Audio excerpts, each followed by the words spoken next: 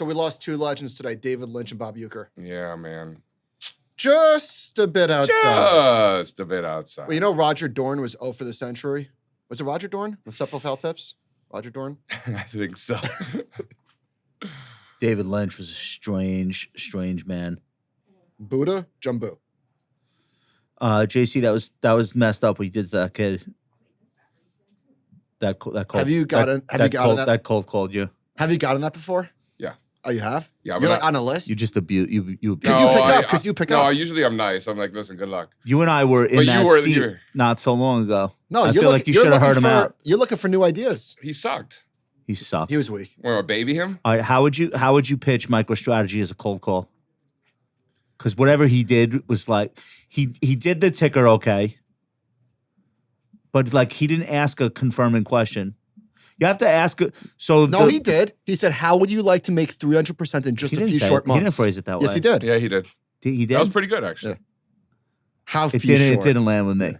No, you have to be like, "Hello, Juan Carlos," and they say, "Yeah, it's me." You've got to ask a yes question right off the bat. Did I catch you at a good time? Get him in the. That works. Did I catch you at a good time? Used to saying yes. That works. You have to get him in yes mode. Why say no when it feels so good to say yes? No, but you kind of messed with him, so he didn't get a chance to get into his rhythm. He's like, "Are you pulling my leg?" So then he's like, "Okay, name of the company is MicroStrategy." What did he say? Ticker symbol MSTR. He started with a ticker symbol. But then he was like, "No, the best part was he gave us a ticker symbol." Like, my M for micro, S for seaweed or Weak something. sauce. It was weird. Weak sauce. And then he's like, instead of saying, "I trust you've heard of the company," he didn't do it. No. That's what you have to do. Let me ask you a question. Is an overwhelming amount of demand for a stock bearish, JC? Not historic. No, but do you know why you have to ask the person, "I trust you're familiar with the company"? Why? Because if they are, then you've built affinity with the person and they want to keep talking. And if they're not, they feel stupid that they've never heard of it. And then they really want to listen to what you have to say. So it goes like this. "Hi, this is Juan Carlos Parets." Did you just sprinkle a little accent? Yes. I was like a little accent. I almost rolled my R and my L. No, but the name of the company I want to tell you about is MicroStrategy. I trust you're familiar with the name. Yes, of course you are. Yeah. Why wouldn't you be? You know, because you know what's going on in the markets. You're a successful businessman. Right. While you may be familiar with the company, what you might not be aware of is a major catalyst coming up in the next 2 weeks. Grab a pen. I want you to take down some notes, and I'll walk you through it. Let me know when you're ready. And then your person says, "I'm ready." So you need to get those confirmations along the way. Yes, I'm ready. Okay, I agree. Yes, I hear you. It has to get that kid never, because you need a running start. And you kept fucking with him. You're like, "Hold on 1 second. I'm going to the bathroom." I can't believe that's still a thing in 2025. Dude, he's in 1185 6th Avenue. Who is? That's the guy that cold called you. Oh, you looked it up? I looked up the firm. Can you get me one that's not Floppy Johnson? This is like... Wait, Vanguard's at 1165? Yeah, it's not Vanguard. What is this? 1185 Avenue of the Americas is like, you know where that is? It's by Radio City, no? Yeah, it's Rockefeller Center area.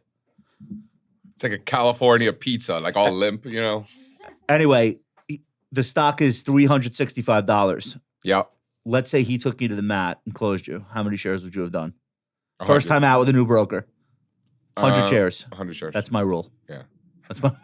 And then I put it on a spreadsheet and I keep track of how you did. You know what's crazy about pitching MicroStrategy is that thing moves up and down 20, 30 points in a day.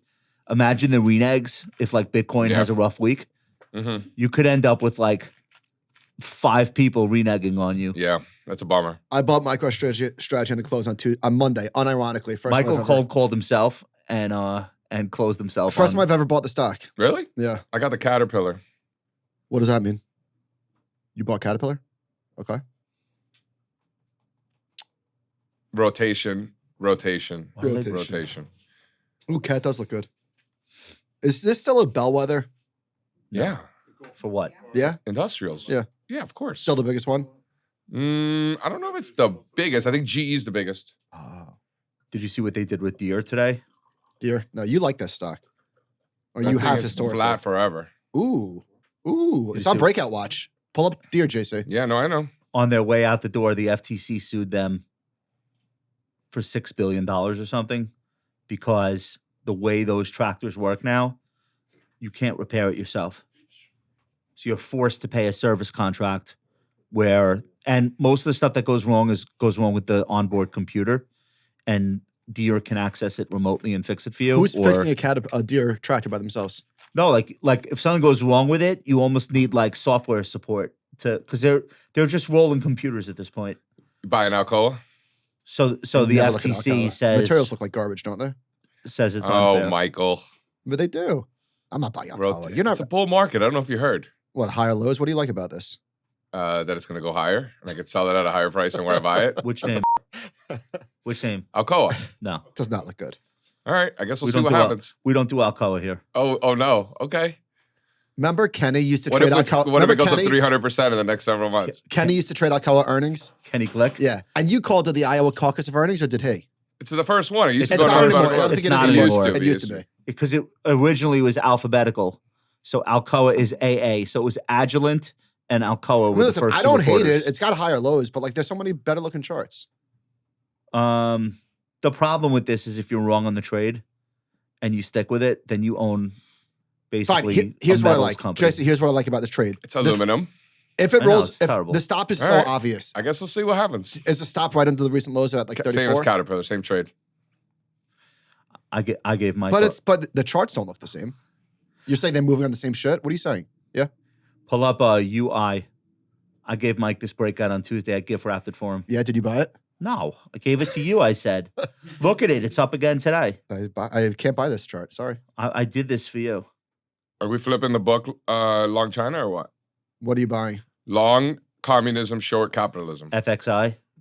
It doesn't look terrible. Yeah, I dare you. No, I got a Chinese software stock that probably doesn't even make software, but it doesn't matter, right? My favorite story about that is FAMI. That's a biotech stock? I thought it was a semi. Ah, who cares? Dude, we made like seriously like 400% on C Limited, and the entire time Sean thought it was a shipping stock. Yeah, it makes sense. What is C Limited? It's like the Amazon of Singapore. But He Sean thought it was like he thought it was like vessels. yeah, because he was buying. I mean, it was like one of the best trades of I think 2 years ago, not last year. The entire time he thought it was a shipper. Yeah. Like we were taking profits. He's like, wait a minute. Can I say one thing? The Amazon of Singapore. I thought it was a shipping company. Dude, that's a real technician who literally doesn't even know what the stock is. That's hardcore. Well, I he respect doesn't it. care. He just likes that we It's like not it. what Well, I what's the do. difference? You know? It's not what I do, but I respect it. Yeah. Because that's the real. If that's the real discipline is like it's on price. Yeah. I'm not going to talk myself into the fundamentals. I can't because if price violates, I need to sell it. I don't need to fall in love with it. Yeah. You just changed the story. Can you do that? Do what? Can you just buy a chart? Yeah. I Yeah, can't. but Sean's not buying a chart. Sean is buying a stock that he knows that we like. Like we put on the common, and then all right. So he's going by. Yeah. So he's buying the option on a stock that he knows So that wait, you guys like. do you hate this? I took a flyer on the zeros this week. Rates. no, I don't hate that at all. Thank you. I thought you might not hate it. What's the rationale on the zeros? Because Yeah. the Korean Most won is the going to most rally. sensitive move. No, on- because here's the thing. I just think the rate story went too far. Number one. so do I. Number two, all I am is stocks. I don't have any offsets. So in the event of something unforeseen, these are going to rip. So I The like it here. problem is, though, there's a positive correlation between stocks and that bond Yeah, right now. I don't know. Right now, fine, that could change. Well, I'm Yeah. I'm saying, right? Like, aren't we still locked in that paradigm where higher rates Listen, negative for I'm not stocks? gonna I wouldn't say it's apologize I wouldn't say for it's liking a positive duration. correlation, but I think it can be moving forward. Hmm. You like duration? Yes. Thought you might. You're a gentleman and a scholar. I mean, what? You think bonds rally? Yeah. So do I. Why? Because I think rates go down. So do I. But you don't have like We're a. all aligned. You don't have like an economic reason for that. You're looking at Do I price. usually? No, that's my point. Yeah, no, I think the dollar falls. We're in the same place. I think the dollar falls too. I think the dollar falls. We're in That's the why I same think bonds place. go. Yeah. You buying any homies? No, but homies are trading like industrials. So I bought Caterpillar, which is like buying homies. I own Home Depot. Because industrials, homies don't trade like consumer discretionary stocks. They trade like industrials. And Straza has a really good theory about that because the homies don't sell to the consumer. They sell to businesses like industrials Yeah, do. sure. So that's his theory as to why they don't. Yes and no. Depends on which So XHB has Williams Sonoma in it. You know what I mean? Yeah, but trades exactly like ITB. Oh, they're close. Okay. I'll put sold both of them Williams overlaid. Sonoma. You wouldn't be able to tell me which one. I wouldn't be able to tell you which one. it is. JC, I own HD and Sherwin-Williams. They're both. There's both. Did you just tell me that material stocks suck? You can buy- You're telling me that you're bitching about Sherwin-Williams. That's how it's a home builder. It's the largest material stock, or second Is largest. it? All right, Sherwin-Williams is not Yeah, a it looks- home builder. It's not a No, home They it's sell builder. fucking paint. I know. But it's in the home builder basket. It's way more of a rate stock, housing stock than it is a material stock. It's not a material stock. It might be classified as such, but it's not a material stock. It's He stole one of- that pointing thing from me. But he doesn't do it right. I do it hip hop where I'm like, he's like this. There you I go. can't point the gun. That's it. No, not a Just a gun. finger. We don't do the gun. Sherwin-Williams is the only material stock in the Dow Jones Industrial Average. I'm pretty It sure. just got added recently. Yeah, let's make the show. And But I'm saying there's still time to get in, JC. Stop pitching you shitty stock ideas. Sherwin-Williams is a shitty stock. it's the second.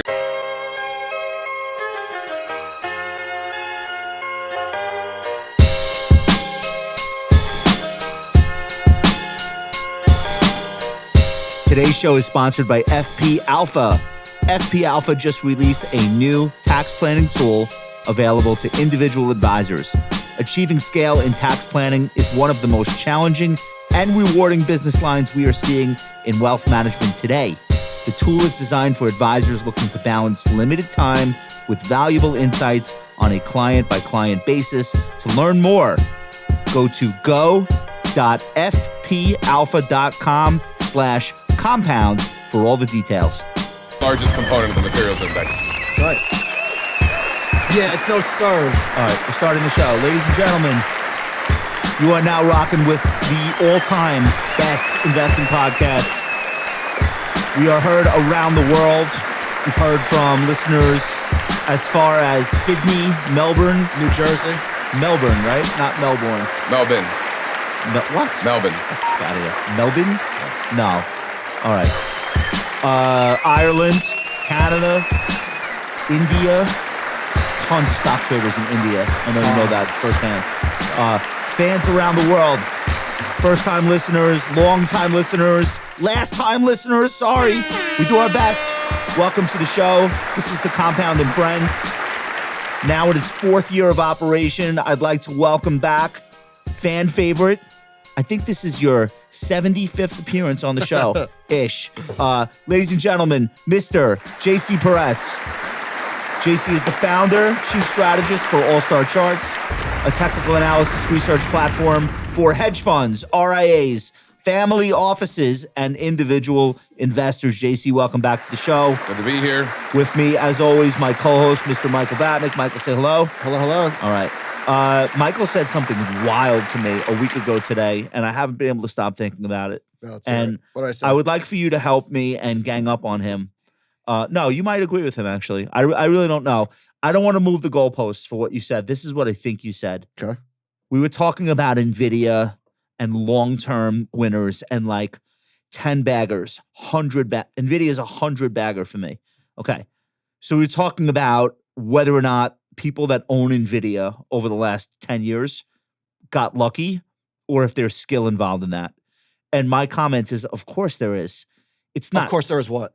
Of course there's skill involved. You can't have a stock go up 100x over the course of 8 years where it's been cut in half multiple times, it's been downgraded 1,000 times, and you stay with it. You can't say there's no skill. It's not trading skill. It's something else. I feel like it's emotional temperance. And to me, that's every bit as impressive as somebody who calls himself a consistently profitable trader and routinely like beats the market every quarter with their it's two different things, but one is not less impressive than the other to me. Michael's like, no, it's a lottery ticket. You don't get credit for owning a lottery ticket. I don't see it that way. I would love to hear what you think. I mean, listen, at the end of the day, I think for some people, it was a lottery ticket and they did get lucky, right? In other cases, they know things about the semiconductor space that you and I and Michael will never understand, right? We Yeah. don't live in Taiwan. We know about like basketball, Okay. maybe, but hold on. But is it a lottery ticket? No, but hold on. But then there's if you're long the market, right? And the S&P 500 is the greatest momentum strategy ever because it's buying more of the best ones and kicks out the worst ones. So as Nvidia's going higher, you're buying more. You have more exposure. But at the end of the day, and so all those people are in Nvidia for different reasons. Doesn't make them dumb or smart. They're just in, and that's a strategy. What I want to point to in Nvidia is the relative strength, right? The relative strength has been there. So it just goes back to the cream rises to the top. If you remember, Nvidia broke out relative to the rest of the market. So Nvidia broke out on an absolute basis in the spring of 23.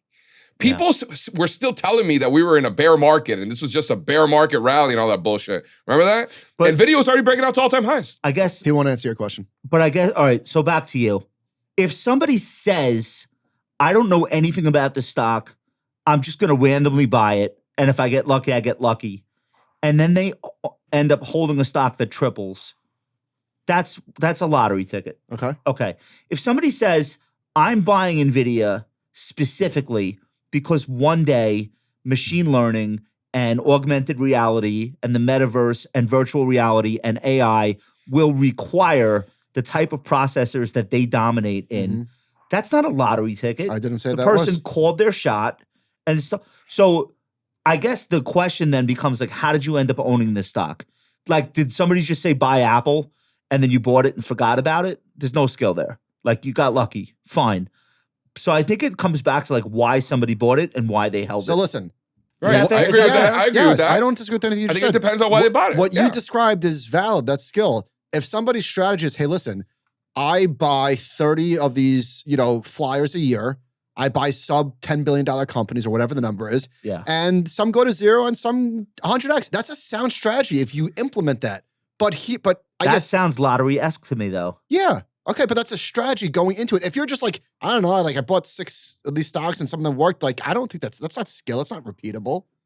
There's no. So we agree. I think what I was saying to Josh is I don't give people credit for sitting through an 80% drawdown and then the stock happened to work, because here's what I know from JP Morgan's Eye on the Market. Our friend Michael Semblis wrote a piece called "The Agony and the Ecstasy," and let me quote Michael: "More than 40% of all companies that were ever in the Russell 3000 index experienced a catastrophic price loss, which we define as a 70% decline in price from peak levels, which never recovered." How many? 40%. So 60% don't. So if you know that 4 in 10 stocks experience a catastrophic decline from which they never recover, then I don't really give you credit for ones that happen to recover. You have it backwards. You deserve even more credit. No. Yes. No. Because you lived through a catastrophic decline and you stuck with it knowing that those are the odds against you. You get even more credit for that. If you knew the odds, you wouldn't invest this way. Invest which way? By sticking with catastrophic declines. So I don't think you deserve credit for sitting through monster drawdowns. So from my perspective, you should get even more credit for the catastrophic drawdowns you survive. Yeah, I get it. And if you add to your position in those drawdowns and stick with it, and then the stock works, you are a good investor. So I don't know about that. I think sitting through 100 bagger and sitting through the drawdowns that you will get is impressive. To have the fortitude, the stomach to sit with that, that's impressive. I agree. But that's not skill. So I do think it's skill, but it's a different type of skill. It's the skill of thinking long-term and controlling your own emotions. Yeah, I respect that. It's hard. It's hard as shit. I can't do it. I can't do it. These are the best stocks in history. Costco, Nvidia, Apple. Old Dominion. But this is great. Old Dominion. Yeah, why are you hating on Old Dominion? Was it one of the best stocks in history? Yeah. Okay. Monster Energy is the best out of all publicly traded stocks now. I think it's the biggest return over the last 20, 25? From IPO to where it is. Nvidia might have a beat now, but it's in that list. This shit is hard to do. Off the COVID lows, the biggest winner was Alpha Metallurgical. I don't even know what that is. It's a coal stock. Yeah, it is hard to do. So I think it's a skill. It's not the same skill as Steve Cohen. It's not even the same sport. It's not the same skill as somebody who is consistently beating the market. I'm not going to die on this hill. It's hard. It's hard to measure. It's hard to quantify. It requires something. Listen, at the end of the day, it's a bull market. It has been for years. Yes. People are making money. It doesn't make you smarter or dumber. It's easier to make money when stocks are going up. It's harder to screw it up.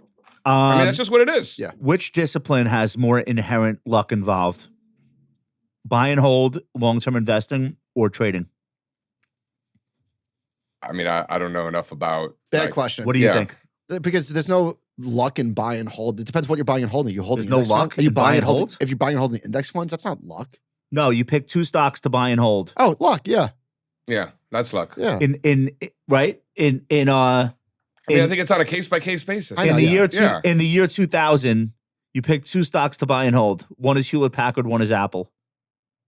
One is flat. I know, but who actually does these right, things? no, Nobody well- does this. Nobody lives this way. Yeah. Okay, how much luck is involved in trading relative to luck involved in long-term investment? Wait, let me answer this for you. I think it depends on the person. Hold on. You Right? can't- Like, is Eddie Elfenbein, who picks 10 stocks, is he getting lucky? No. No, he's I think can't- he's skilled. right. Okay, so some people are skilled and some people are lucky. You can't be a I think it's lucky a case by trader case. for that long. Eventually, your luck will Yeah, run that's out. right. That's right. So if you make money over a period of time, Oh, I a agree long with- period I of time agree with trading, you're skilled. Yeah. Because otherwise, your luck runs out. Yeah, that's right. So, right, you can have a lucky year not knowing what you're doing. You could have a lucky few years. And you can make a lot of money because your strategy is great in bull markets, and Right. then comes the bear market and you're wiped out. Exactly. You know what's so funny? I got all these like emails at the end of 2021 or the middle of 2021. All these like pitches, like this trader made 500% during the pandemic and used the money to help his like community save the rec center or whatever. And they want me to like have him on the podcast. And like a couple of them, I like picked up the phone. I'm like, all right, dude, you're 21 years old. Sounds like you have a cool story. There's no way any of these people are still trading consistently profitable. There's no way any of them have had a better year No. since 2021. Right.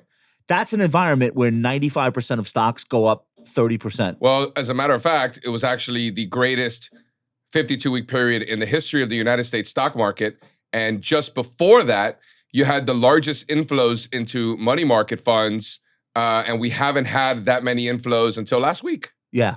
So That's wild, right? That monster inflow last week. There had to be one big account. I don't know what these people are so scared about. No, it's not, because retail and institutional. I think that's people moving money into their brokerage accounts I know, but what to are get they so ready to scared invest about? this year. I think that's a prelude. What if they're to getting ready to investing buy it. a house? No, The no. institutions are not buying houses. But what if they are? They are not. Blackstone? Just Nope. kidding. But where do they move the money from? Stock funds or from a checking account? Paychecks. No, these are institutions, bro. Not retail investors don't matter. Completely irrelevant. Okay. Institutions, real institutional money Institutions flow. buying money funds. Yes. More faster than at any point since April of 2020. But why? Right at the beginning of the Why greatest would they be? 52-week Why would they be period. doing that? Well, Because they're scared shitless. the entire Trump rally just got unwound. But why not buy bonds if you're looking to get conservative? Bonds, I think, is screaming buy. I don't know I don't know why they did that. I'm just telling you that they're scared to death, which is great. We're buying stocks. This is a scared market, and what's interesting about it is we're like 3% from all-time high in the S&P. You have the AAII chart? yeah. Yeah. It's wild. You know I do. Let's do It's it. wild to see that level of fear, given where the indices are. But this happens every time we pull back 3 to 5%. People get super scared. It doesn't happen every time, actually. That was good, actually. That was a good one, right? It doesn't happen every time. It actually hasn't happened in over a year. It So feels like it happens every time there's a 5% pullback. People get super All right, scared. let's not start- this let- scared. let's People are start- scared, bro. Let's start I'm here. not scared. The first 2 weeks of the year, big tech stocks sold off, and Tell them why. Tell them why. hold on, big rebounds in healthcare and energy. And when I looked at it, I said, this smells like model portfolio rebounds to me. There's no fundamental reason why people are bullish all of a sudden on healthcare and energy. It's just like those are the things that went down the most last year. There's no more tax loss related selling in those stocks. So they were able to levitate a little bit when the calendar turned over. Tech is the opposite. People have monster gains. The NASDAQ went up 35%. Some of these stocks doubled. And nobody wants to do a sale on December 21st and then pay taxes in April. Everybody rolled those gains into January this year. And I said the same thing last year, and I still think I was right. So I don't actually regard the first 2 weeks as being indicative of anything. But a lot of people are saying like, okay, this is the first correction of 2025. This is the first correction since whatever.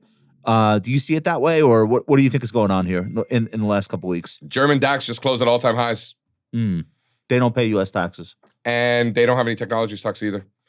I mean, it's a bull market. You want to. I've studied every bull market in history, and it's quite obvious that the common theme there is that investors who own stocks make a lot more money than the investors that are selling stocks, right? And that is very consistent. So that's in bull markets, we want to be buying the dip. So is everything I just said noise? That rebalance trade that I think I'm seeing. No, what you're saying is exactly right. What you're saying is very consistent with bull markets as well. We call it sector rotation. You call it rebalance, but we're saying the same shit. Yes. We're going to look at the new lows list, which is non-existent. And the reason it's non-existent is because every time a group of stocks are close to breaking down to a new low, they come in and buy them. Yeah. That's why the new lows list isn't expanding. That's interesting, right? And So- you want that rotation in a bull market. Of course, and then you got these people that are like, oh, JC, you're not looking at the charts. It's like, yeah, bro, I'm the one not looking at the charts. That's all I look at is the chart. If you're going to accuse anybody of not looking at the charts, it shouldn't be me. So people are looking at the lack of new highs, and people are looking at the new highs. How about the lack of new lows? How about, where are they? where are they? Can How we about start with that? consumer staples are making all-time lows on a relative basis? Like people are like talking about like, oh, sector rotation isn't working. Are you fucking kidding me? Are we looking at the same market? Like, Yeah, by the way, sector rotation last year worked great. Financials shot the lights out. Mhm. We just saw earnings reports from these companies that justified the entire rally. They are, I don't know if you know this, last year, the major 6 banks, Citi, JP Morgan, Bank of America, they returned $100 billion to shareholders last year in the form of buybacks and dividends. not bad. In the form of fiat. That is the highest level of capital For you return, I fiat think, people. ever to shareholders. So By banks. Banks. Yeah. So the fact that they were at the top of the list with communication services makes perfect sense to me. Mhm. That's a rotation. Yeah. Like financials were not a good trade in 23. They were an amazing trade in 24. That is sector rotation. That's what JC, it looks like. remember one time you were on the show, the dollar was a wrecking ball. Yeah. It's not really wrecking shit this time. Kind of interesting. Well, a little bit. I mean, a little bit, but not nearly to the extent it was in 2022. Shall we? Sure, let's do it. Let's start the show. I want to do 10-year treasuries, dollar, all He's that acting stuff. like you didn't bring the Dude, charts. I know every you chart, did. everything you're talking about, I have a chart for. The 6 banks, I got an equally weighted chart of those 6 banks. All right, let's- I got you, That's bro. it. No more foreplay. Yeah. I just want to give a throwback to episode 75 of the Compound and Friends. This was January the 6th of 2023. Shout out Compound and Friends. Come a long way since then. That was the bottom. So the market had already bottomed 6 months earlier. The But- S&P or the NASDAQ bottom 2 weeks before. So this was in January. This is the first week of January of 23. So it's 2 years ago, if you recall. Straza was sitting right here, remember? And we were looking at Wall Street sell-side strategists with consensus that S&Ps were going to fall in 23 Yeah. for the first time this millennium. Chart of the 100% decade? chance. 100% chance of a recession. What a chart. Too. Oh, yeah, probably. Yeah. Yeah. That was the consensus. 100%. So for the first time this millennium, Wall Street consensus was that S&Ps were actually going to fall in 23. Let's see what happened. What happened next? John. So the NASDAQ doubled. Thanks, Wall Street sell side. I like to say that I played a role in this. Yeah, I did. I did too. Yeah. I made a lot of money. This is crazy though. When you almost never see the Wall Street consensus strategists No, never. have an average target for the S&P that's below. That's wild. It never happened. Was anyone like banging a gong like, guys, this is it? Yeah, this is us. It. We did, but Yeah, we were here. Episode but 75. none of the other strategists said, wait a minute. What, they're going to dunk on all of themselves? Are you? I don't read Wall Street strategists. But are you I just nervous get the now data. that we're on the other side of that? No, because it's less valuable when they're all bullish I because agree. they're always bullish. I agree. It's when they're bearish that's like, what the f? Yeah, that's right? a good point. I agree. You know what I'm saying? Yeah, their job is to be constructive. So they think the stock market's going to go up. Great, it's a bull market. Right. But the strategists, there's no signal there. the strategists like if you actually break down that role, one of their main jobs is to have an outlook that's constructive enough that business can get done at the investment bank and be in accordance with what the bank is telling its clients. So they don't have to be permabulls, but they certainly shouldn't be like, No, they travel in packs, they travel in herds because it's safer that way. Because even if you think something very different than the rest of Wall Street, you can't say it for the most part because you're probably very much overpaid and you probably shouldn't have that position anyway. And if you go out on the limb and you're wrong, you're now what if right. you're So you better be right. and what if you go out on a limb and you're right, you're a celebrity for 6 months. Maybe, yeah. That's pretty much all Or you get out longer. of it. Yeah. because you're not being paid 2 and 20 for the returns of a fund. It's not worth it for you as a sell side analyst to go out and reach, right?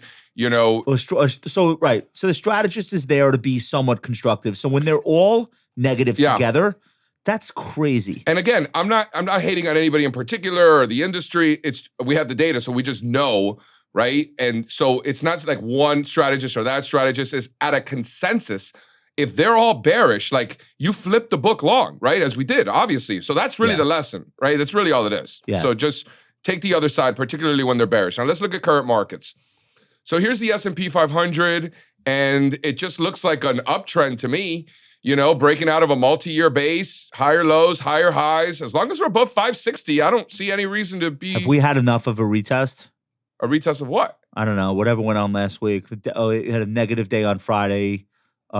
Big down day for almost every stock. It wasn't that much, but you don't want to see us retest 560. No, I don't see a problem with retesting, but if we break 560, I think that would be the first crack in this market, right? Like all these people have been fighting the bull market the whole time. I have no idea why. This would be actually the first crack if we were to break below that, but we haven't. And if you look at the others, look at the on this 560 on the SPY, 5600 on the SPX, 560 on the SPY. Look at the Qs. The Qs retested that 500 level to the penny. Textbook. Textbook. But JC, doesn't the sentiment flip make you more constructive? Yeah. Right? Oh, yeah. Like if people were like, if nobody gave a shit about the pullback, then you say, that's a little weird. Well, we know for a fact that sentiment is not a headwind. The question is how much of a tailwind is it? And I think we'll get to it. It's been but a I think tailwind this whole time. Well, we reset. Yeah, you know, I in love fact, last time I was on the show was in August when you had that volatility spike and you got the sentiment reset. Remember, AAII investors had or newsletter writers had the biggest decline in bulls since the 87 crash. Wow. Yeah. And what happened since then? You have to rebuild the wall of worry. Yeah, exactly. There have to be people that get priced out of the market and chase it higher. Yes. Yeah. And the only way you get that is when you shake the tree. Yeah, that's right. So you got to shake the tree every once in a while. I totally agree with that. Yep. And the Dow, same thing. Dow looks a lot like the NASDAQ. You know, there's your 42,000. Above 42,000. Look at how textbook these pullbacks were. Yeah. So the S&P never quite got there, but the other two did. Yeah. Okay. Yep. So 42,000 on the S&P, 500 on the Qs, and 560 on the SPYs. Those are the levels. Okay. So if we're above these levels of support, it's business as usual. Yep. Buy your favorites. Look for trends. Rotation, all that stuff. All the good stuff. Yep. Okay. You see a sector down 4 days in a row, blindfold yourself, just buy it. I don't know about all that. It depends on the sector. But again, the laggards, see, we've been in kind of like a range-bound market.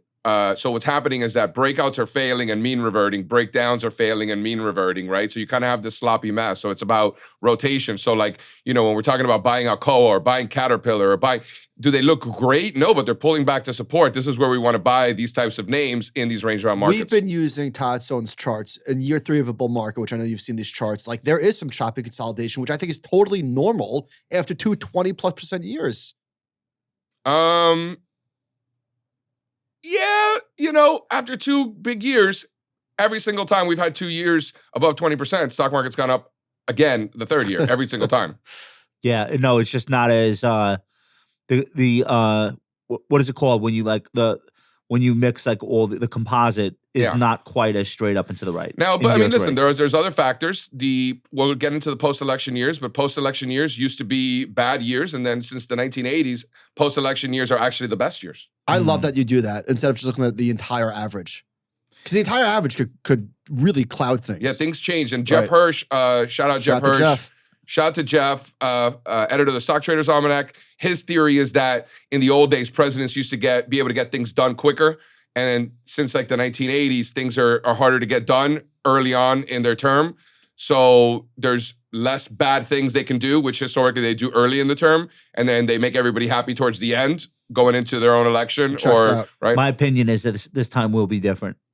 It always is. I think you're about to see a flurry of activity with effectively no real resistance whatsoever anywhere in government. I think this is going to be the exception that breaks the paradigm that we're talking about. Next chart. So we're looking at individual investors. right? So I don't know if this is exactly right, but the way I think about this group is I think about 300 boomer Republicans in the Midwest. Yeah. It might not be exactly like that, but it's pretty close to That's that. who's answering this survey. Yeah. In my head, the way I view this, whether that's 100%, I know for a fact it's not 100% accurate, but that's how we view this group. Upper Midwest or Southern Midwest, because it's a big difference. Upper Midwest. Yeah, Wisconsin. Boomer Republicans. Yeah, that's 300 of them. That's right. That's how I look at this. Packers fans. Yeah, sure. Making the most bearish they have been in over a year. A lot of guys named Clyde. Yeah, sure. All right. All right. So why do they oscillate this quickly? Well, because they're individual investors, and this is the most erratic of all of the polls, which makes sense because they're individual investors. So this is the one that moves the fastest. Yeah. And it's the most bearish it's been in over a year. But it's wild how fast they go from bull to bear. The stock they're most likely to own, Apple, has gotten whacked in the last week. Maybe. Oh, you think there are specific stocks that are? And by the way, it's been falling. Yeah. It's been falling for months. So it's not like this just got bearish last week. This has been falling for months. But the point is that individual investors, particularly at extremes, we want to take the other side of them, and they are the most bearish they've been in over a year. Counterpoint to what we just said about the boomer Republicans, because if you look at like inflation survey sentiment data, they're super positive on that. So if this was merely a political survey, which all surveys have become, this would not be happening. So that invalidates our thesis a little bit. Of what? Of who's in this survey? Yeah. Well, when they do small business comp, like who do you think owns the small businesses? When they do certain surveys, it's like a code word for saying old, rich, white. Yeah. Yeah. So that's not this. That's not this. I think it is. I look at it like that. Whether that's right or wrong, looking at it that way has been really helpful. Yeah. Well, just right. Having that picture in your mind is better than no picture at all. That's right. The point is, these aren't fund managers. No. That's really the most important thing. No. Okay. If it would be fund managers, it would actually be even more bullish. Yeah. Because if the fund managers were this bearish, then now we're really talking, right? Because those matter a lot more than these. All right, so look at the next one. So now we're taking the individual investors and the newsletter writers, John, if you want to throw up the next one. So we combine individual investors and newsletter writers. So this is Investors Intelligence and AAII, combining them both, and look at the average bears. Most amount of bears since November of 2023. Oh, wow. Spiking, and obviously the bulls continuing to collapse. So, newsletter writers, individual investors, super bearish. And then the next one. But why? That's what I want to know. Like, I don't know what they're so scared about. So, in the middle of a bull market, right? Don't the newsletter writers skew bearish all the time? No. Because that's the point of the newsletter? No. Or it's not like that? Mm-mm. Why do I think it's like that? Because when you think newsletter writers, you think perma bears. Yeah. Because they have those. But no, not. But that's not the sentiment for all newsletter writers. No. Doesn't go that way. No. Okay, maybe it's just because those are the most famous of the newsletter writers, are like the cranky old bears that are like gold people, right? Is that why I think that? I just think that you think the newsletter writers are perma bears, but you write a newsletter. You're not a perma bear. True. I don't know who's. We call them blogs now, but I don't know who's in that survey. Who's in the like which newsletter writers would be in there? You can look it up. So we have a lot of trust. Yeah. Investors Intelligence goes back to the 1960s. Yeah. So the guy, he originally created this in the 60s because he's like, well, when the newsletter writers are all bullish, it's a great time to buy stocks. When the newsletter writers are all bearish, it's a great time to sell them. He quickly realized, very quickly, to his credit, he realized it was the opposite. So the rest is history. I love it. Yeah. Okay. And then here's the composite that we create. Josh loves this. So we combine what they're saying and what they're doing. And we're back in the middle. There's nothing extreme about sentiment. Sentiment is like Josh says, right? Like they're middling around, right? Right down the fairway. Right down the fairway. So time out. So you're adding those two sentiment surveys, throwing in a third, then you're putting in VIX, equity puts a call ratio on two different time frames. That's right. And so now it's not just what people are talking shit about, but like how they're actually trading. That's right. That's a really great way to think about the market sentiment. And your point is we're in no man's land. There's no signal because it's right in the middle. Yeah, listen, there's so we know that sentiment is not a headwind. Yeah. And so the question is, how much of a tailwind is it? Not much. We need to get worse. I don't think so. Really? I don't think so. You're happy with it right here? It's not so much that I'm happy with it, but like we're buying stocks and sentiment is confirming that we should be buying stocks. Like we would be buying stocks whether sentiment was like this or not. Sentiment is just confirming that that's probably a good idea. Okay. All right. Love it. All right. And then, so last week, we had the largest flows into money market funds since April of 2020, which was the beginning of the greatest 52-week period in the history of the United States stock market. We just got the same thing last week. Let's give people the numbers. Among taxable money market funds, government funds increased by $47.45 billion. Prime funds increased by $15.4 billion. Tax-exempt money market up $3 billion.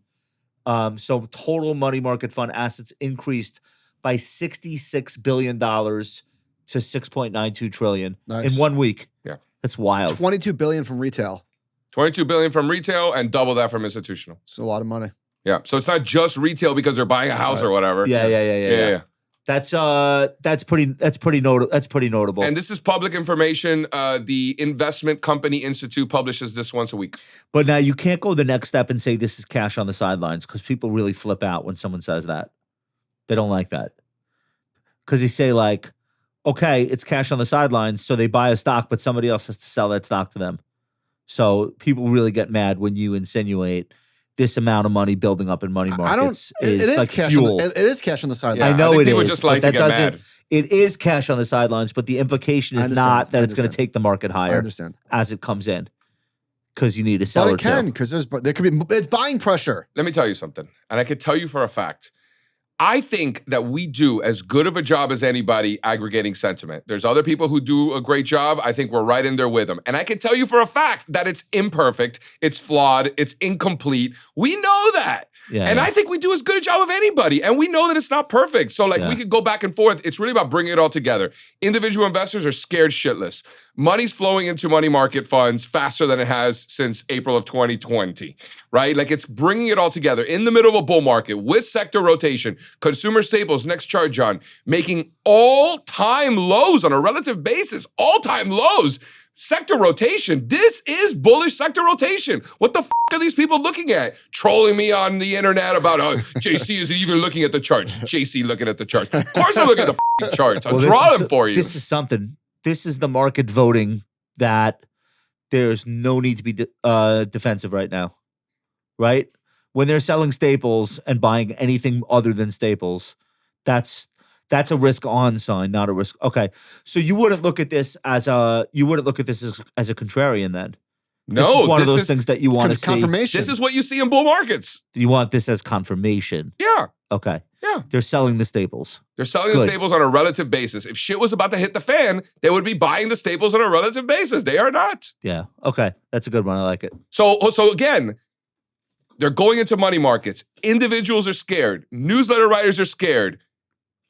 Staples are confirming that they are all wrong, right? Yeah. You know what I'm saying? So then look at the next one, because it's like, well, Jay-Z, the leaders are driving and the Kennedy guy with the things, right? Like people are saying that the canned goods, the Kennedy's gonna whatever. Wait, what? Oh, the packaged food companies. Yeah. Kennedy ain't gonna be there for more than 10 minutes. I'm just telling you what they're telling me. All right. I find it hilarious too. That's what they're saying. They're like, oh, because of Kennedy or whatever. Yeah, okay, sure. So then here's the market cap and then the equally weighted version doing the same thing. Go back, John. See? They're doing the same thing. So it's not just a market cap weighted basis. On an equally weighted basis, same shit. So it's not just like Coca-Cola. Colgate. It's the right. Procter. It's the whole group. That's right. All right. So this is confirmation of your confirmation. That's right. Okay, I like it. Right? Okay, so next chart. So then if there's real stress in the markets, you're going to see it in credit, because the stock market in America is a measly $55 trillion. The bond market is more than double that. So if shit is going to hit the fan, you're going to see it in credit because they have nowhere to go. One of the things that we hear counter to that point, though, is that these days, the publicly traded vehicles that own junk bonds or high yield bonds, they have their pick of some of the highest quality junk bonds we've ever had. Like the signal might be broken from this, at least. That's it's like the Kennedy thing with the staples, I'm just pointing out. Yeah, that sounds like nonsense. Bullshit.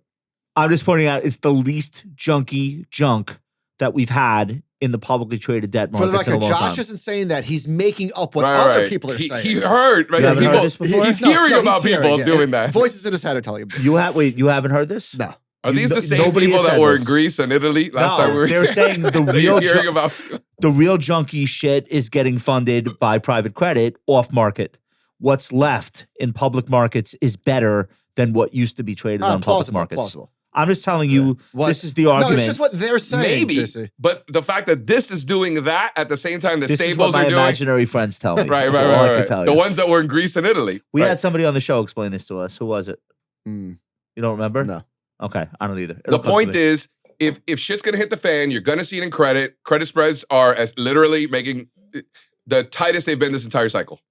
Confirming what Staples are saying and the individual investors. And if you go to the next one here, the OAS spreads. So these aggregate all your things. So all your different types of high yield bonds, all your different kinds of credit spreads, the double B So and the even C's, the worst credit, all the spreads are doing nothing. tight like a dolphin's So butthole. like, you know, dive into any of the ones you want, same shit. This is like the 50-week low list. Like, can we at least wait until there's one stock on That's it? right. Nothing. Like on credit spreads, can we wait for one wiggle? That's right. Even? That's We're right. not even getting that. Zero. Okay. That's good. Again, so it's a weight of the evidence, right? It's not just one thing. It's all these things are saying it's a bull market for the people who forgot that it's a bull market. Yeah. I think a lot of these spreads also are like an expression of sentiment, which is bullish even in fixed income or has been. Like just nobody's really worried about a recession anymore the way that they were 18 months ago. Like it's just it's not in the realm of possibility for most big bank economists. Like they're not even writing about it. They're not even writing about it to say we're not going to have a recession. It's like out of the lexicon right now. So I think that's this is an expression of that sentiment. So before the NASDAQ doubled, they were saying 100% chance of recession, and then the NASDAQ doubled and now no recession. Mhm. yeah. Are you guys paying it? You guys at home, you guys are seeing how this works? Yeah. Taking notes. You guys like the wine? I love the wine. It's fantastic. What is it again? So it's 100% Tempranillo. This is a Gran Reserva from Rioja. Bro, what are you saying? The grape is Tempranillo. The region is Rioja, and it's Gran Reserva, which means that it's aged longer than the other Riojas. It's delicious. So this is in Spain. You got that? The grape is different than the type of wine. It's sure. I love it. No, but you know what I mean? Like the wine is not named for the grape. The wine is named for the region. This is sparkling. I don't know what I don't know wine. In No, the I didn't old- say anything about sparkling. In the old world, they it's by region. So like a Burgundy is Pinot Noir, but they don't call it Pinot Noir. They call it Burgundy That's right. or whatever region, Gevrey Chambertin or something like that. So this is a Rioja, and in Rioja they make Tempranillo. which is the grape. Right. In the new world, it'll say Cabernet Sauvignon. It's fantastic. Yeah, it's pretty badass. Yeah, this is a 10-year-old vintage Gran Reserva. This Thank you. is real deal. Gracias. De nada. Can I repay the favor with the ticker? Let's keep moving. Yeah. No, well, you were just talking about the new lows list, Josh. As usual, it's almost like you know what chart is coming next. Obviously, the new 52-week lows list is non-existent, so there's nothing to see there. But so What before is the scale?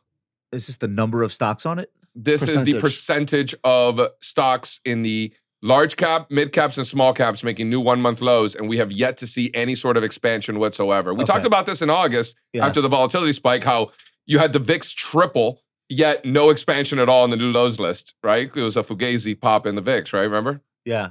Oh, this is just because index funds are distorting the market. I've been told. Yeah. Right. It's because of the Trump. Can we? It's Okay, ETFs. so next chart. So now we're looking at consumer discretionary versus consumer staples. These are what buy side long only fund managers that can't go to cash. They're in consumer discretionary. They think the market's going up. If they think shit's going to hit the fan, they go into staples. They can't go to cash. This ratio on an equally weighted basis, making new all-time highs. Discretionaries versus staples. Bullish. Discretionaries are breaking out relative to staples. To all-time highs. If you go to the next chart and zoom out, So active managers are not looking for defensive plays in the market yet. quite the opposite. Okay. Just consumer discretionary continues to make new all-time highs. And by the way, when you study every bull market in history, consumer discretionaries tend to do well in bull markets, just like consumer staples tend to do Which poorly. is what you would expect. And that's what's happening. Yeah. Okay. Right? And then here's your chart, Josh. So this is the equally weighted index that we've created of the biggest 6 banks breaking out above the great financial crisis highs to new all-time highs, finally. Wow. I mean, this to me is like one of the most bullish Why are you charts. flicking me off? I'm sorry. This to me is like one of the most. He's like, this to me. Because people don't like randomly double their position in Citigroup. Like you have to feel really. Citigroup still sells below book value.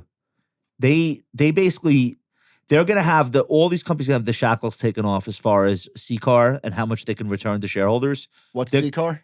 Like the regulation of how much money banks could return in the form of buybacks and dividends. They've had to get approval from the Fed as a since the great financial crisis. I haven't looked at a chart in Citi in ages, and if Look at the stock. Citi and Wells Fargo are breaking out like this, How bad could just things buy be? stocks. Right. Yeah. Like JP Morgan, Goldman look great, Yeah. fine. But when Wells is working, That's right. And Citi. That's right. Wells and bank? Citi are they look like biotechs that just got like a great clinical phase 2, can't be whatever. bearish. Cannot be bearish. It's hard to be bearish. It's hard to be bearish. By the way, go to the next slide there. If you guys are interested in the charts, go to getthecharts.com and get all of the charts that we discussed today. Oh, I love that. Getthecharts.com. Is that you own that now? OVS. All right. Such a great ticker. It's a domain. It's And get it is great. It's a URL. I called it a ticker. Yeah, domain. Getthecharts.com. Okay. So on balance, there's enough fear in the market that sentiment is not a headwind. It's maybe even a tailwind, but not an extreme tailwind like 2022. So the question is, what's the catalyst? Mm. What's going to take stocks higher, JC? Rates. Right? RFK. Dollars. All right. So this is important. The dollar has been ripping for, I don't know, how many years? 3 years? Many a year.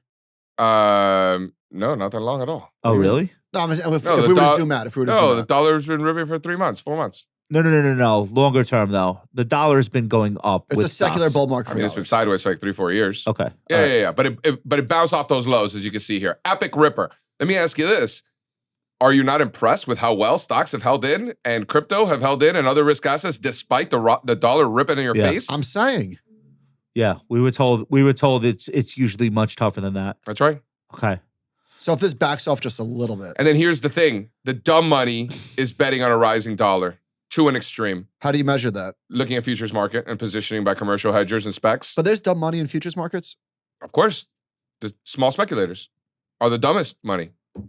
Yeah, of course. What business do speculators have speculating on dollars? Like, The large But aren't these- speculators are hedge funds. The small speculators are just mom and pops. but they're buying dollar futures? Yes. Come on. And holding them or just trading it? The CFTC reports it every week, bro. In fact, In- they're the in most commitment- short euro that they've been in Commitment 3 of years. traders. Yeah, Yeah. commitment of traders report. Okay. Yeah. So right now is These when are people that like really believe in the Trump trade and they really believe like the budget's about to get balanced and all this bullshit that we know is not really going to happen. I don't know about all that. Well, that's what's behind. No, it. I mean that makes sense to me. But just in general, when you look at the currency futures positioning, the dumbest money is betting now that the dollar is going to rally. These are Eagles fans. JC, is this guess. bottom? Is this bottom in the dollar core? The election No, it was before. just before though, Yeah. when it looked like Trump had a really good shot. Yeah, probably. Yeah. Okay, if we just saw the entire Trump trade unwind in small caps, like why would this Trump trade remain intact? I mean, I don't know what a Trump trade is, but It's a thing where people have like an irrational level of confidence because we have a new president coming in.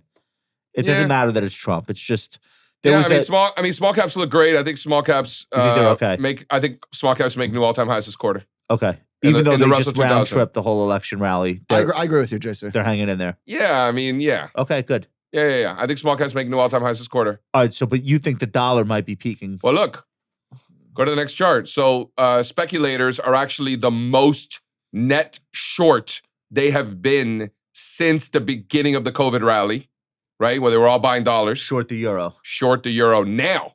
now. So speculators, biggest short positions in years since the beginning of COVID or like the COVID rally.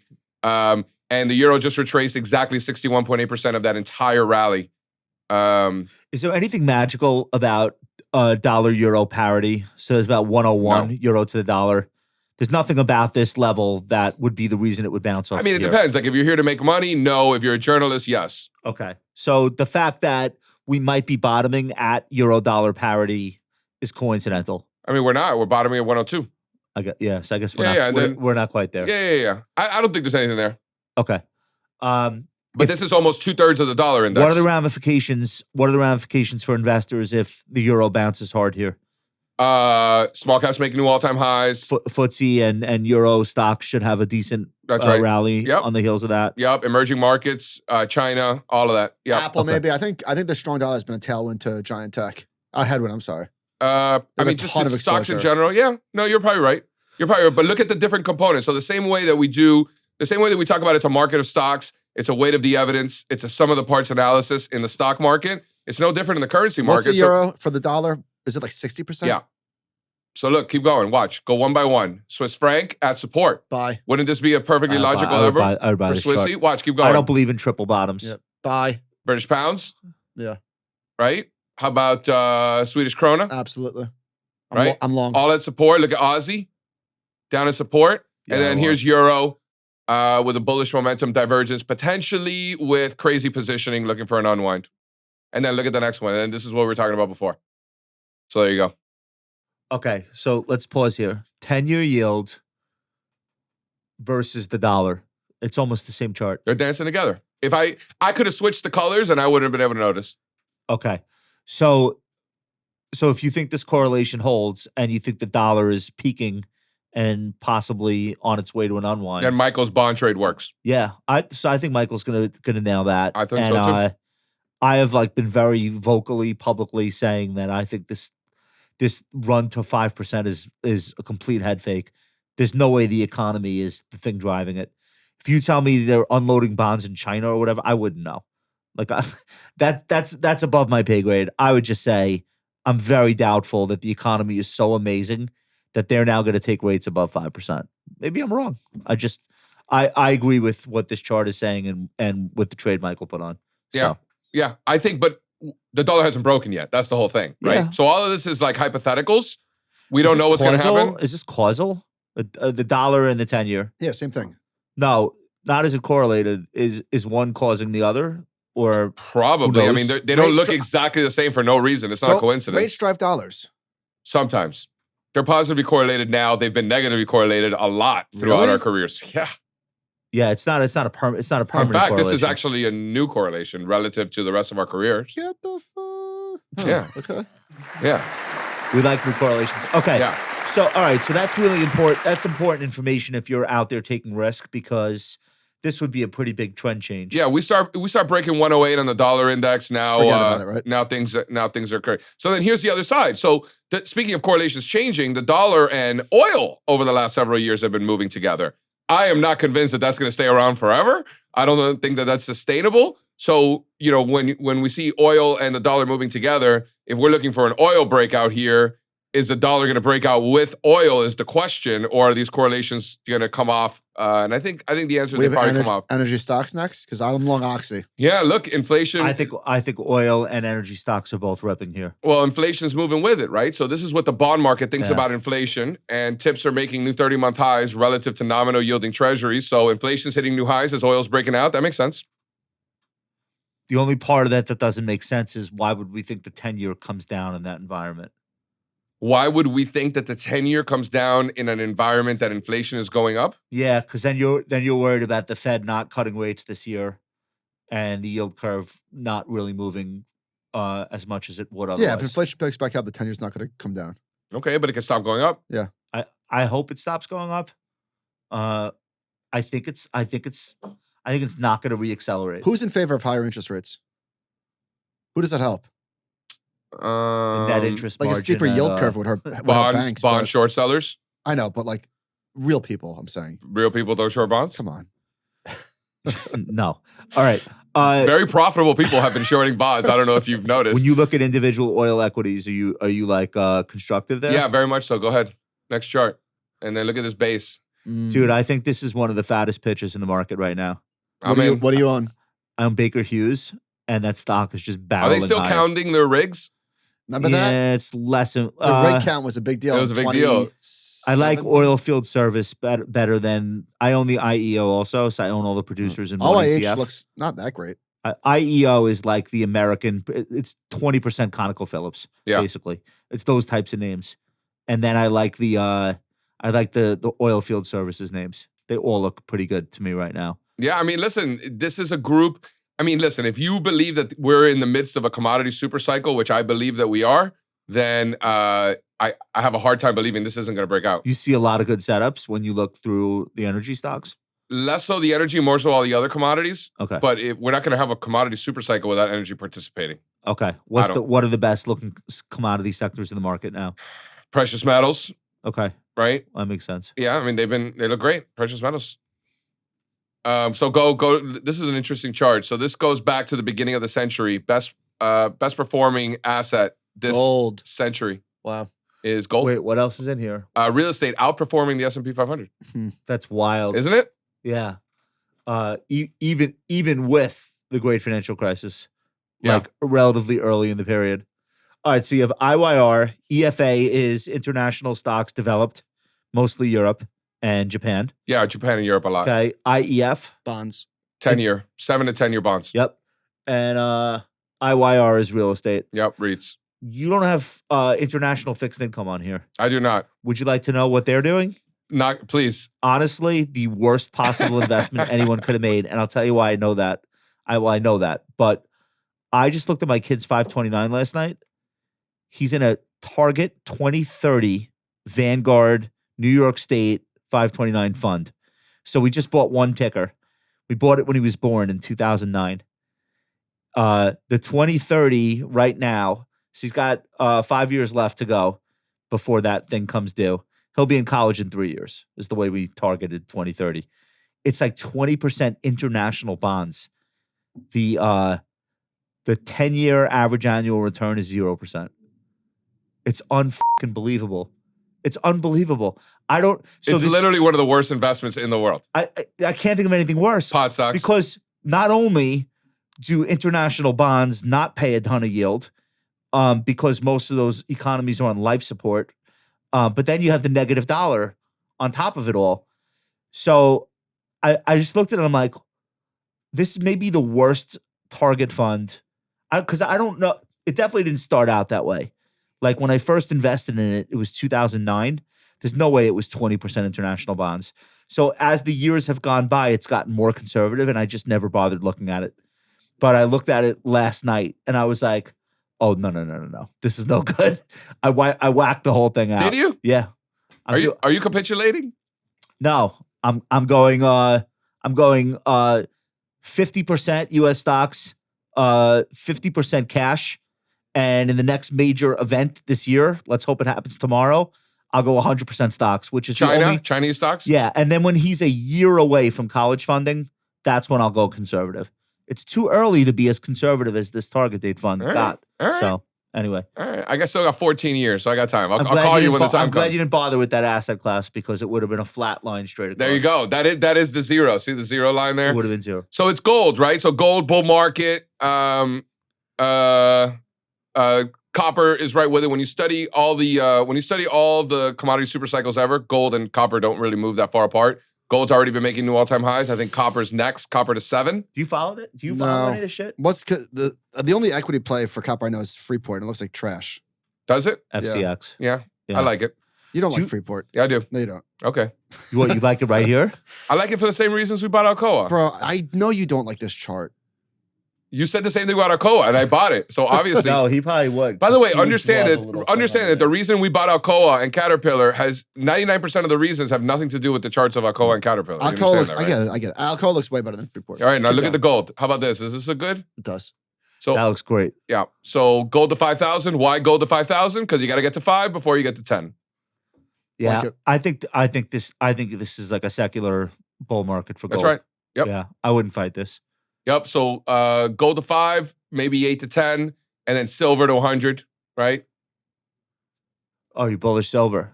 So if you think gold, you think gold's going to 5,000, silver's going down? No, definitely not. Right. It's just a question of it's just a question of if nothing has really changed, then this should go faster. Like, yeah, I mean, like if Bitcoin is gold, silver is MicroStrategies. You know, fair. Right? You know what I'm saying? And speaking of the devil, so there is Bitcoin. Taking a nice little breather at the 161.8% extension on the base. If you're a Bitcoin bull, this is perfect. It's basing right below the record high. What else do you want? And do you think it's a coincidence, Michael, that it stopped going up at the 161.8% extension of that entire base? I do. Yeah. Michael doesn't believe in Fibonacci. All right. So we'll call that a coincidence. But How long coincidentally, do you think this needs to consolidate for a long? I mean, nobody really knows, but like if you had to guess, do you think that it's going to spend a long time under 100,000? it's not so much how long I think it's going to consolidate. It's the faster it breaks out from this consolidation, the more bullish that behavior is. Oh, really? Of course. Like you So want if your, it takes you want a your whole year, then it's not as bullish as if it happens tomorrow. correct. Right. You want your flags high and tight, like a military fade, high and tight. Do you agree with that? But I thought it was the longer the base, the higher in space. Yeah, but these aren't bases. These are flags, bro. That's the base down there. Got What's the it. difference between a base and a flag? What's the difference between a base? No, for the audience The and Duncan. Duncan, hate Don't on you hold on? Don't you want to know? I'd love to know. Okay, so the base. what do we do? What are we doing here? No, this is good. This is good. The base, you call When a it all kinds of technician things. says this stock has a really nice The base, saucer bottom, as Edwards and McGee would call it, the Kardashian bottom, as we would call it, just a big base. It's bowl shaped, Bowl shaped. That's right. and there is a thing that Michael just repeated, which is technicians like to see a really long bowl shaped base Yeah.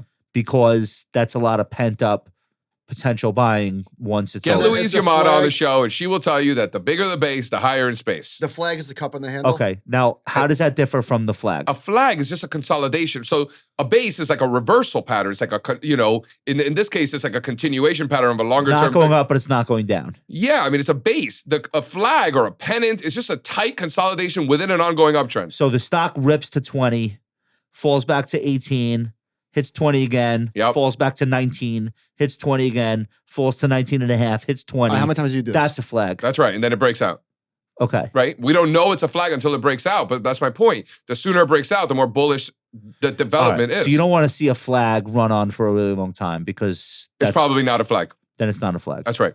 Okay. Okay, so I want to get international here before we hop. We talked about industrials. We talked about aluminum. Here, go back real quick to that aluminum chart. So this is the chart that Michael doesn't like. I love it. Obviously, This doesn't look like a chart that you would I don't. like. Why? I don't dislike this. we're seeing sector rotation, Yeah. and this retraced exactly 61.8% of the entire I've never rally. heard of this index. The DSAL? The Dow Jones Aluminum Index. This is not on your home screen. What's in this? Alcoa. Right. What else? No. It looks just like if you look at aluminum futures. that other one.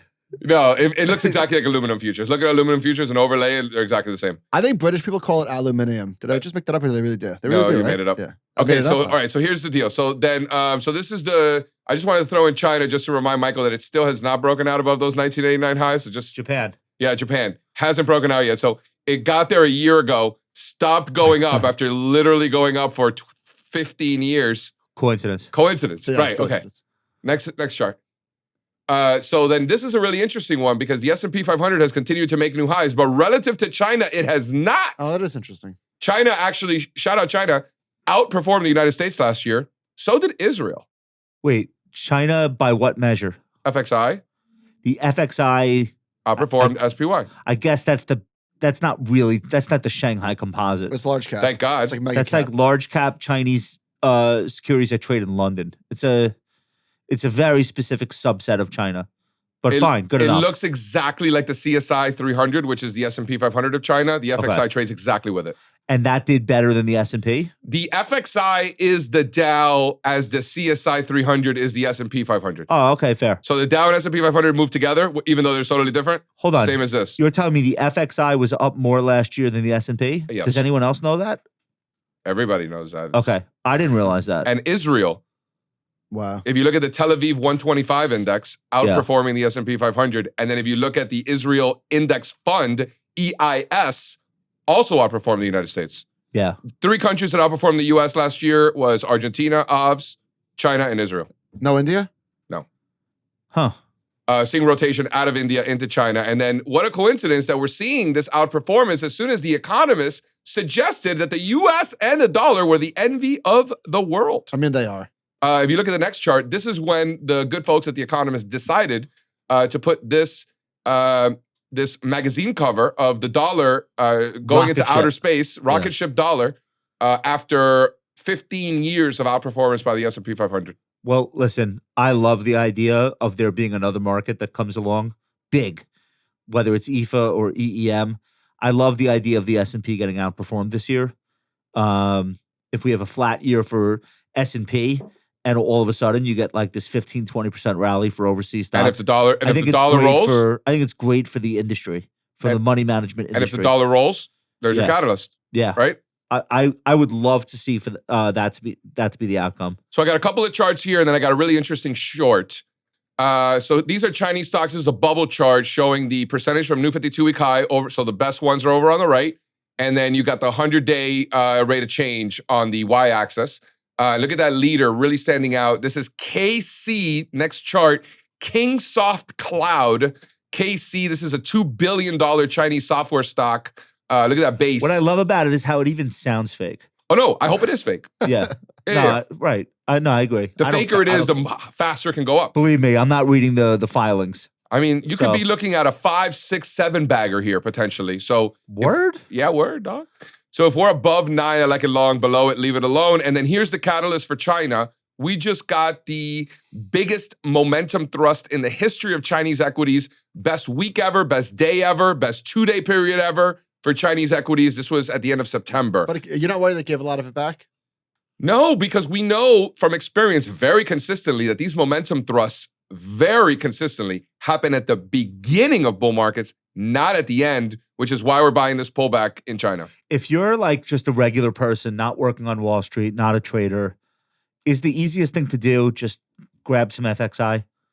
That's right. That's what we did. Because it's like, I don't know if it's the highest quality, but it's the biggest Chinese companies. You know what we did? And if China works, that will work. We bought call options in FXI with 3 different orders, all at different prices. So that if it didn't break out and it took longer, we'd get knocked into those prices. Does that have any Chinese tech giant exposure? Yes. I mean, does it have like too much or not too much? Yeah, I mean, listen, it's cap weighted, but it looks exactly like the CSI 300.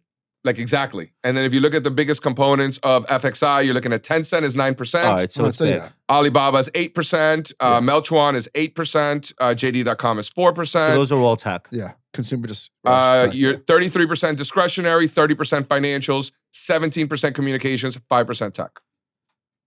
Okay. So if somebody wants to get long China for this kind of like relative breakout, absolute breakout. There are a lot of ways to get long China. Of course. This seems to be the simplest, to your point. Is it? I'm guessing it has the biggest market cap or KWeb. One of those two No, has the. I think FXI by a lot. I'll tell you right now. The management, right? Yeah. What did I say? Market cap. Well, same thing. So FXI actually only has 7 billion. Yeah. So you actually might be right. I think KWeb's bigger. KWeb is 5. Oh, okay. I think the hedge funds would be more likely to trade KWeb because it should move more. But for an investor that doesn't just want the tech exposure, they would look at FXI. Yeah, KWeb's got a higher beta. Not by that much. I mean, it's 1.4 versus 1 flat for FXI, but it's higher beta. What I think the market might be sniffing out is that Trump and Xi are probably going to get along better than the rhetoric makes it sound like they would. Like I don't think there's a disrespect there between the two of them. I think they both want to do business. One of them has to pretend that they don't. I totally understand that, but like I think that's what the bullishness is about. I don't think there's any like fundamental real change in China or anything like that. I think that your audience, the audience of the Compound and Friends, is sick of this like rah fucking bullish bullshit, and they want some shorts. That's what I think. Do you think that that's true? No, but let's go. Let me see that Rioja. Let's go. Rioja. Just be careful with the shorts because it's a really tough way to make a living. Actually, shout to Nate Anderson, who this week I guess retired from professional short selling. That guy did like miraculous shit as a professional short seller. Probably unearthed. What's his name? Is Nate Anderson? What's from Hindenburg Research? Nate Silver? No, it's Nate Anderson. I don't know his name. All right, whatever. That guy was like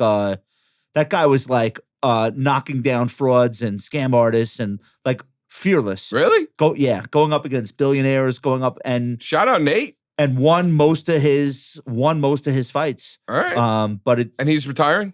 he basically like wrote a letter like, guys, this is it. I'm gonna wind down. I've done everything I set out to do. Well, if you uncover a fraud, it goes up 10x. Right. So Yeah. And then you get paid by the SEC also, right? yeah, exactly. This guy's pretty good business. But you get sued. You get sued by everybody. You get counter investigated because you're going up against really well capitalized people who are angry. Yeah. Not just angry professionally, but personally.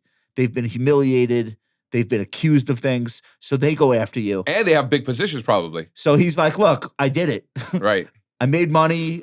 We uncovered a ton of frauds. People went to jail. Remember the Nikola scumbag? Yeah, sure. Like that was him. Really? He's the guy that said that truck's being pushed down a hill. All right. Shout out Nate. Anyway, so I wanted to preface any conversation about shorting stocks with it is not easy. It's not for the faint of heart. All right. So I hate to keep picking on the economists, but they just make our lives easier. So we're going to go ahead and pick on them again. So this was in October the 24th. The everything drugs, not just for obesity, but addiction, Alzheimer's, the whole thing.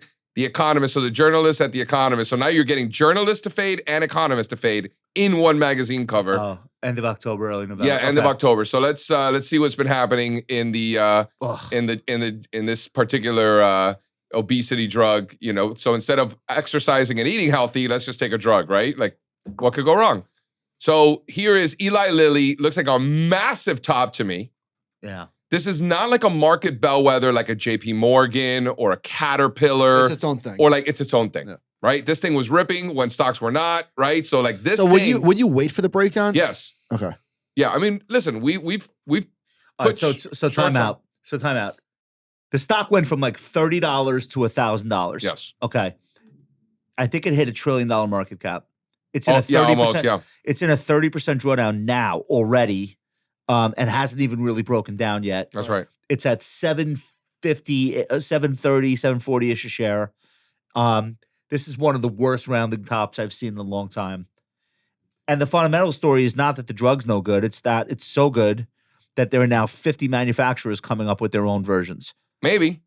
Well, I mean, no, definitely. So the market 100%. cap didn't quite hit $1 trillion, hit almost 900 billion, Which though. for a drug manufacturer is a big deal. And just for perspective, in 1980 was a small cap. In 1990 was 10 billion. Got to 100 billion in the dot-com bubble, fell to 30, and then went from 30 to almost 900. JC, there's a giant gap back down at 470. But look at this. So you got the magazine cover telling you how great everything is, like literally throwing a party. Go back to the magazine cover quick, John. Like, let's just focus on what's happening here, right? Literally, the syringe or whatever the thing is shooting out party favors. Yeah. Right? On the cover of the Economist magazine. And then if you go to the chart, just as it's completing potentially a massive top, and then when you look at it, the date of that. Look at the placement of that. and then look at the Danish counterpart. Oof. All right, so this was the biggest success story in the European stock market over the last couple of years. Novo Nordisk.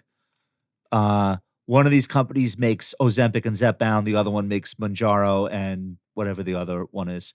But these were like A and B if you wanted to play the anti-obesity drugs. That's right. Okay. This one looks way worse. This one already broke down. Making new 52-week lows as we speak. So when you got the magazine cover, it's its own thing. Novo's already rolling over. So a breakdown to new lows, you know, call it 710, 700 on the Eli Lilly. I like it short to zero. And then, all right. So we got time for one more trade. I think you'll like this one. We got time for one more trade, John? We do. All right. Okay, so Tesla was created. Turn Curtis' mic turn off. the TikTok camera on and turn his mic off. No. All right. What are we doing here? Tesla All right, short? so this is back in the summer. Okay. This is back in the summer. All of the Democrats really upset with Elon Musk, and just sentiment in Tesla was down. I mean, just everybody hated Tesla this summer. Yeah. We put on a very aggressive long. That worked out very well. But it was really just how well Tesla owned the libs, right? Like hardcore, squeezed in their faces. No company on earth made more money for shareholders than Tesla in the back half of last year. Yeah, I think it add like $600 billion in the last 3 months of the year or something. It was some ridiculous number. Crazy. All right, so Absolutely show the crazy. chart. Show the chart today. So So then this is this summer. So again, on a relative basis, down to support. Everybody hated it. The Democrats hated Elon. Like this was squeezing the libs, right? So they say that you shouldn't kick people when they're down, but that's actually the best time to kick them. So when they're most vulnerable is when we want to take advantage. And that's what happened. So the reason I preface with that. I'm just glad Duncan's laughing. That's unbelievable. Hold on. The reason I preface with that. Wait. We got to pause for it. I know you like electric cars. I drive a Tesla. And you drive a Tesla. But personally, like I also know you're probably not the biggest Elon Musk fan. Yeah. But you've gotten over that juxtaposition of I like the car, but not the guy. Right. Yeah. Okay. All right. What makes you extreme, whether Republican or Democrat, is if you are not mentally strong enough to overcome your political biases and let them influence your decision-making in the market. That's what makes you extreme, in my opinion. I agree. It's easier said than done, though. 100%.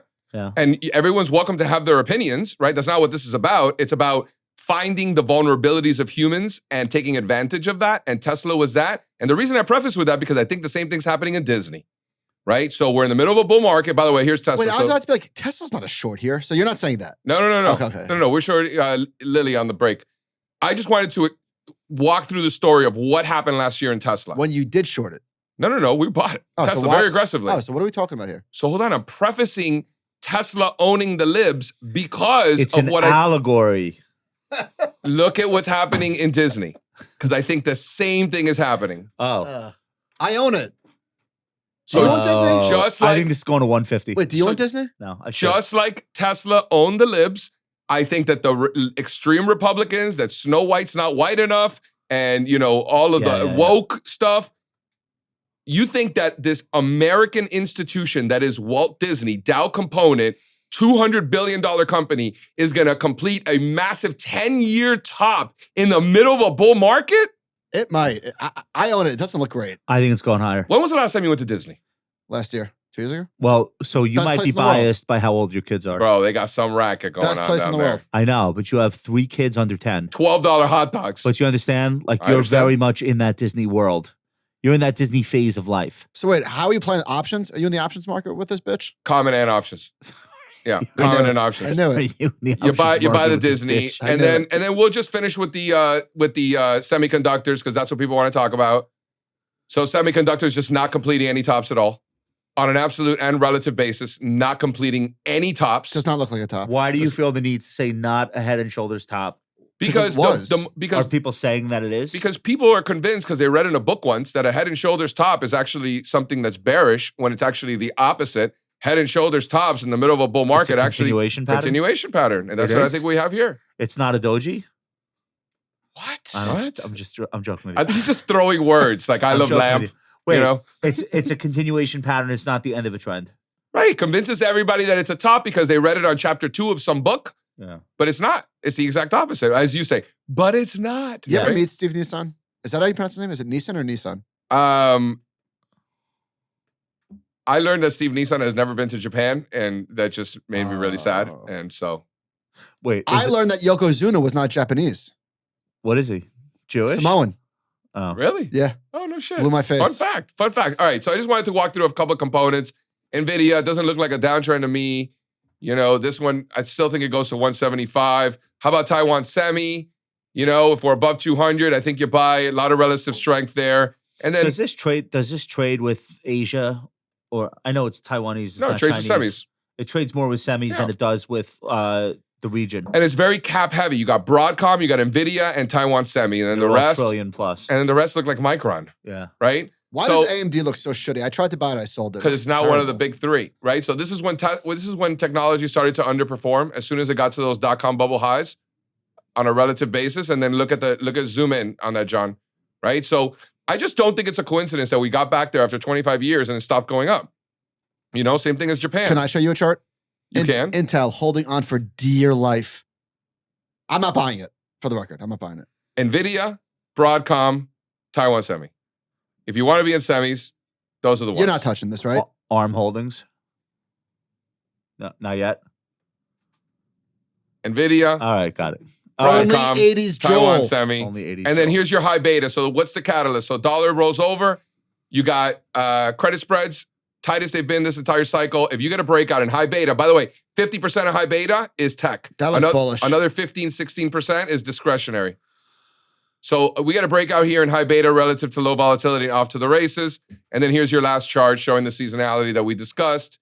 Go to the seasonals. Yeah, if that breaks out, what could be more constructive? And then there's your seasonality chart at the end, John. What's even low volatility these days?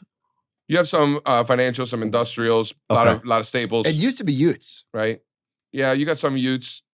Yeah, remember it's S&P 500. All right, so JC, let's wrap up for the folks like the outlook based on all the charts. So we're saying a couple of things. The dollar looks like it could roll. Yeah. Hasn't yet. Could. The implication to that is 10-year yield probably should go with it. That's right. However, oil may diverge and trade higher. That's right. Which would be really interesting. Yep.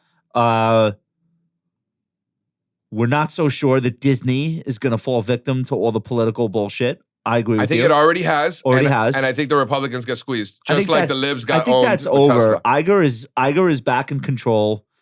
He just like wrote $12 hot dogs, bro. He just wrote a check to like get back into Trump's Have good you graces. seen the Mufasa movie? Yeah. No. I didn't see it.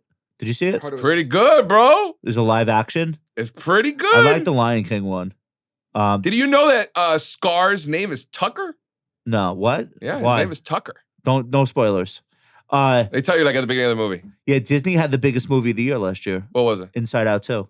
Oh yeah, the biggest box office. Oh no shit. It was like a $1 billion movie. Oh wow. So, all right, I think we covered like what was the other thing that we said? We said go to the seasonal chart just to show that historically we're shorting Lilly on a break below 7. On a break, okay.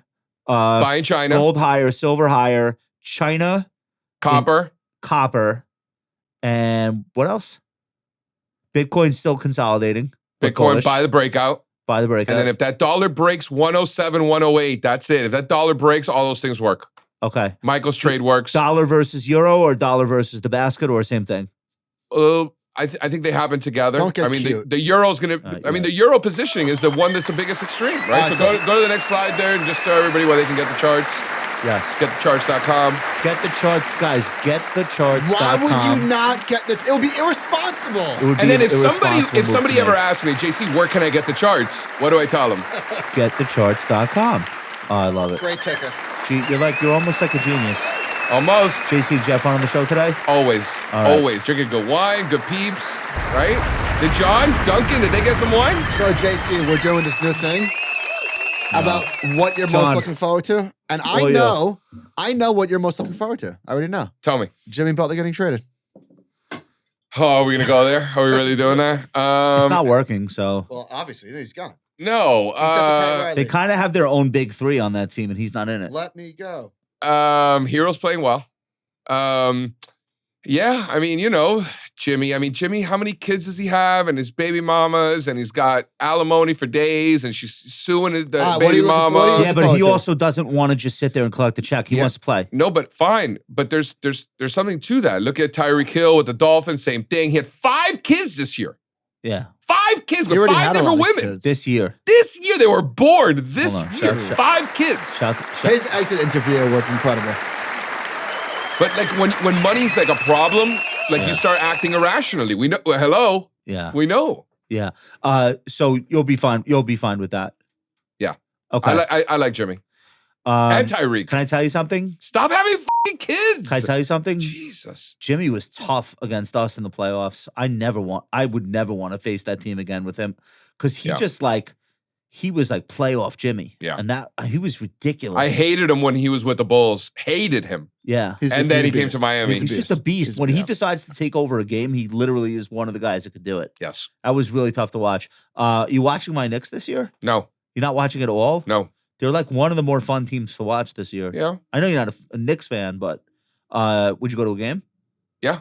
Only if they play the Heat. No. I've been to Knicks games with you when they're not playing the Heat. Yeah. But they are playing the Heat, I think like in April. Michael and I saw their worst loss this year. I lost so much money. It was. We lost to the Magic without their starting five. We lost to the Magic. It It was so bad. That's not as bad as the OKC loss, which they should yes, have it lost. is. No, it's way worse. That's what I meant. It's Okay, worse. Way worse. They should have lost to OKC. They should Yeah. not be losing to Orlando. Where, And, where's we the watched seeding? that in person. What, the Knicks are 4 right now? We're 3. We're behind Cleveland and Boston. Oh, we're inconsistently good. Would be the way I would say it. Hmm. We have weirdly bad games every once in a while. Yeah. But listen, we're Knicks fans. so we Listen, take you don't what have we get. Julius Randle anymore, so that's great. He's going to be gone from where he went. Dude, too. what a bum that guy was for so long. I was telling you guys the whole time. Yeah. I was telling every Knicks fan that he sucks, plays no defense, And his face. and he sucks. Well, I don't and like Brunson's I don't the man. like his face. I Brunson's- like the body language. I don't like anything about him. Yeah. Well, they're going to offload him now. Minnesota. I don't like anything about him. Yeah. All right. I'm sure he loves his kids. but- Guys, we want you to go to getthecharts.com. Huge thanks to JC Parets for putting on for our show, as he always does. Just an absolute masterpiece rundown of all the most important charts What was that the matter. best chart? Best chart. For me, I like the gold silver thing, and I like the China thing. Wow. 'cause- Josh, yeah, gold, silver. Yeah. Who are you, bro? I just feel like that's an obvious bull market. I like the obvious. I like the Michael? easy stuff. I like the Staples discretionary equal weight. I mean, Just chef's kiss. that's a trend. All right. Chef's that's kiss. good. All right. That's it from us this week, guys. Thank you so much for listening. Thank you to JC Parets, John, Duncan, Nicole, Graham, Rob, Chart Kid, Matt, everybody who helps out on the show. Keith, who else? Who am I missing? Danny? Danny. Barry? What about Daniel, Barry? Barry doesn't get Daniel. a shout out? Shout out to Barry. All right, guys. We'll talk to you soon. Thanks, again. Chris? Good night.